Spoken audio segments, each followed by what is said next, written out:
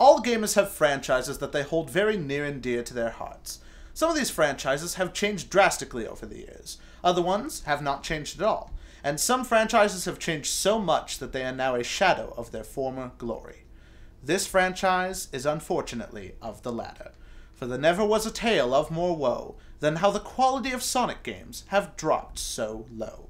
This is the Gaming Wildlife Foundation.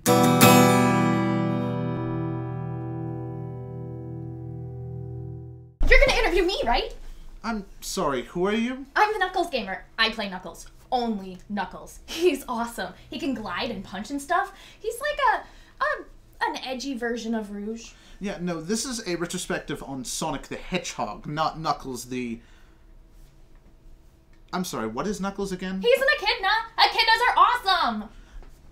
Go away, you're scaring me. While some gamers would argue that the current gameplay of Sonic the Hedgehog is the best it's been in years, his commercial history is a tale of early glory and a quick, painful decline. Still, Sonic's diehard fanbase is a loyal one. Some have stuck around for the nostalgia of Sonic's golden age and the hope that he may one day rise again to the level of popularity that he reached in the 90s. Enough time has passed now that for others, the beginning of the 3D Sonic era gives them the same sense of nostalgia. The most diehard fans continue to support Sonic regardless of how far his game strays from the fast-paced, high-octane adventures they remember, even through releases like Sonic and the Secret Rings and the universally panned Sonic the Hedgehog 2006. They were okay. Well, there are many different species of Sonic gamers, but this one in particular is called the Sonic Obsessive. This episode will be a retrospective on the history of Sonic the Hedgehog games. Don't forget the Knuckles Obsessives. He's been in bad games too, but I still play them. Okay, is that a hat or have you had reconstructive surgery? Alright, whatever. Look, we go to our expert on Sonic studies, Dr. Miles Prower. Sonic made his debut on the Sega Mega Drive, or as it's known in America, the Genesis, in 1991. He was designed to be Sega's equivalent to Nintendo's mascot, Mario. Sonic was marketed as being cooler than Mario, a character with an attitude that would be attractive to the gamer generation of the 90s. Sega played Mario up as the mild-mannered, family-friendly plumber who moved at a snail's pace, while Sonic was edgy and cool, and most importantly, really fast, thanks to Sega's blast processing, whatever that means. He had real character and would even break the fourth wall by turning to face the screen and tap his foot angrily if the player neglected to push any buttons for a few seconds. And the marketing worked. Players found Sonic original and charming, and he captured the hearts and imaginations of a whole new generation of gamers. Sonic's new brand of cool did seem to sell really well, and the effects are still seen to this day. Cool? No, this game is way past cool. Hey, any of you want to help me spring for some chili dogs later? Yes!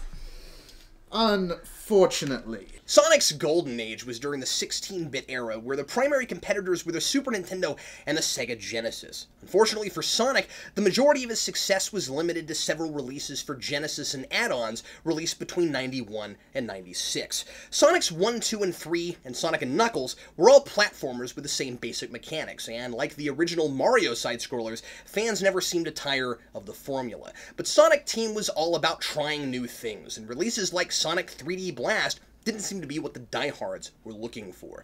As the years passed, Sonic's success waned in comparison to Mario's. I bought a 32X just so I could play Knuckles Chaotix. And the thing is a piece of crap and cost me $150, but it was so worth it. Sonic really had no answer to the insanely popular Mario 64 in '96 until 2 years later, when Sonic Adventure was released with the Sega Dreamcast. When the N64 was released, general interest in Sega was dropping at the console level. The Sega Saturn had some innovative releases, like Nights into Dreams, and was powerful enough to successfully port the arcade powerhouse Virtua Fighter 2, but it couldn't compete with the N64 and the Sony PlayStation. Sonic Team really put all their eggs in one basket with Knights, and it seemed to me like maybe they expected Knights to be their next Sonic, when they really needed a major Sonic release. All the Saturn really had were a couple of ports of Genesis games, and a poorly received Sonic racing game. Sega made immense improvements to their hardware with the Dreamcast in 1998, and were smart enough to finally release another original Sonic game. But by then, it was just too late, with every other company releasing their own new generation consoles. The Nintendo GameCube, Sony PlayStation 2, and newcomer Microsoft Xbox.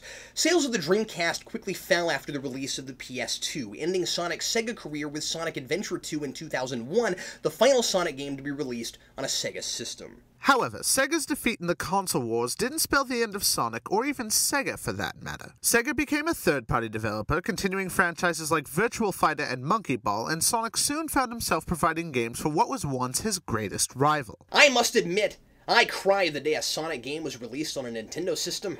It seemed unnatural. Of course you did. Next week, we continue our retrospective on the Sonic series by taking a look at the modern era of Sonic games. Goodbye! Bye! Bye! Subscribe! We're coming back next week!